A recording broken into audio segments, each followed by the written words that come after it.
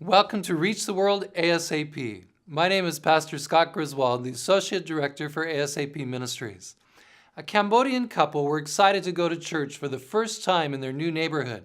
They had just immigrated to America from the refugee camps in Thailand.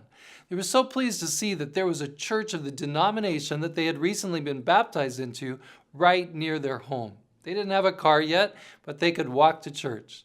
As they entered through the front door, they wondered what it would be like. It was so different from what they were used to. It was clean and carpeted instead of dirt floors and a bamboo roof. There were neat little rooms for the children who were dressed so nicely.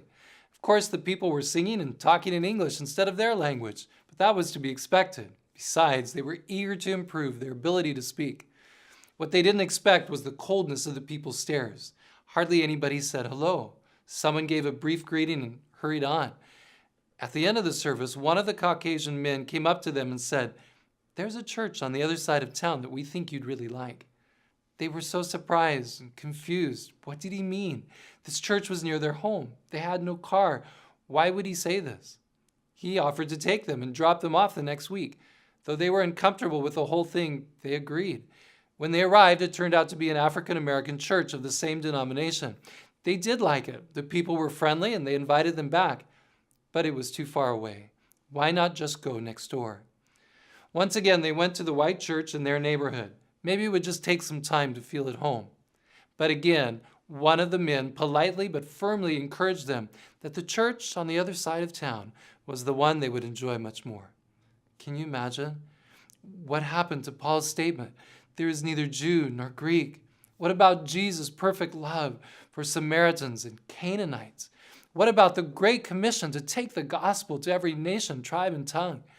It was not many weeks later that this Cambodian couple decided to try a church of another denomination that was both within walking distance and that welcomed newcomers of any language and any race. They are now active leaders reaching out to others who need a church family. But what a loss to the other church. I really don't like that story. I'm sure you don't either. Whether in America or around the world, it is clear that discrimination and prejudice have not died with the passing of time. New acts of violence based on shades of skin color continually break into the news. Jesus died to change that. The words in Ephesians 2:14 are powerful.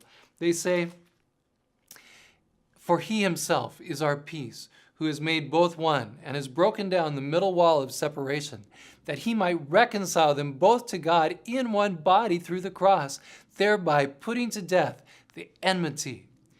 This is an amazing understanding of the cross. Jesus took prejudice, hatred, and all our sin on him so he could exchange it for his perfect love. That means that if we will walk in his gift of salvation, we don't need to be divided in any way. We will come closer and closer, truly one and unified. I found a fascinating story that has a powerful lesson for that cold church and for all of us. But first, a question. Would you be scared to meet a roaring lion on the savannas of Africa? How about a big, huge black bear with gigantic paws as you stroll through a Montana forest? And what would you do if suddenly you realized there was a powerful yellow and black striped tiger creeping up on you somewhere in northern India? Pretty scary, huh? Now, what if those three ferocious animals met each other? That would be an incredible fight. Too different, too dangerous. But let me tell you the story of a lion, a bear, and a tiger. In Atlanta, Georgia, a drug dealer had more money than he knew what to do with. So he bought himself 3 cubs, a lion, a bear, and a tiger. When he wasn't showing them off, he'd stick them in these cramped little cages. Selling drugs and on drugs, he did not make a good zookeeper. They got skinnier and skinnier. Without a bath, bugs began to crawl all over him. They were miserable. But one day the police broke in on a drug raid. They saw those animals and they felt so sorry for them. They decided to take them to Noah's Ark Animal Sanctuary. There the keepers wondered, should we keep them in separate enclosures? Would they fight? Oh, maybe they'd actually have a better chance of survival if we put them in the same place. After all, they'd already gone through a lot together and they'd heard of other odd friendships between totally different animals. So they chose some names and put them together. Leo the lion, Baloo the bear, and Shere Khan the tiger. Leo's nose was all cut and infected from that tight cage. They cleaned it and gave him lots of room to run. Shere Khan was terribly skinny, and so they picked the perfect tiger menu and began fattening him up. They washed away the bugs. Pretty soon he was running around, pouncing on Shere Khan and Baloo. Baloo the bear was the worst off. The man in the basement had put a small collar on him and never took it off. It grew right into his skin. The keepers at Noah's Ark Animal Shelter decided they had to do surgery. When they took him away from the enclosure, it was the first time the animals had ever been separated. Leo the lion, Shere Khan the tiger, paced back and forth.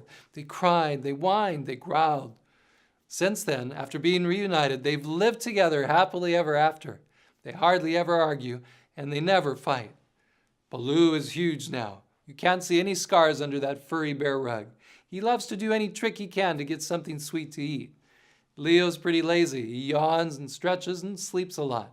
And Shere Khan, he's still pouncing on them and teasing them. But he's as affectionate as he is mischievous. If you visit Noah's Ark, you'll probably see him nuzzling and grooming the other two. What a fun story. And what great lessons that you and I should be able to get along with each other no matter what our differences are. I'd really like to go and see those animals, wouldn't you? But why would I talk about this on a Reach the World ASAP podcast? Because of what Jesus prayed on that night before he was killed. There it is in John 17, verse 21, in his prayer. It says, that they all may be one, as you, Father, are in me, and I in you, that they also may be one in us, that the world may believe that you sent me. John 17:21. Jesus knew it would take an amazing miracle to bring Jews and Gentiles together as a family, like bringing bears and wildcats together. But he also knew that if he could do it, the world would be so amazed that they would say, Jesus must be real. Jesus is still praying for that to happen, and you and I need to join him. We can start by searching our own hearts to see if there's any hint of prejudice that keeps us from reaching out and being friendly to those who don't look like us or talk like us. Think about it as you pass people, wherever you go. Who is it you're drawn to spending time and talking with? And question that, because God is needing us to reach out to everyone. As churches, we have to examine whether or not the programming and the way we do things just focuses in on our own people and slams the door in the face of those who are not like us. God has brought people to our communities that he's trying to reach. We dare not fail as that white church did. I want to invite you to check out the cross-cultural training kit that I put together called Reach the World Next Door. I really believe it could take your church to a new level of unity and effectiveness. You can find it at reachtheworldnextdoor.com. So let's pursue true love, genuine unity, true concern for those who are different from us. Then the world will know that Jesus is real. If Leo the lion, Shere Khan the tiger, and Baloo the bear can do it, then by the power of God, by Jesus' death, we can do it too. Let's pursue unity. Let's reach the world ASAP.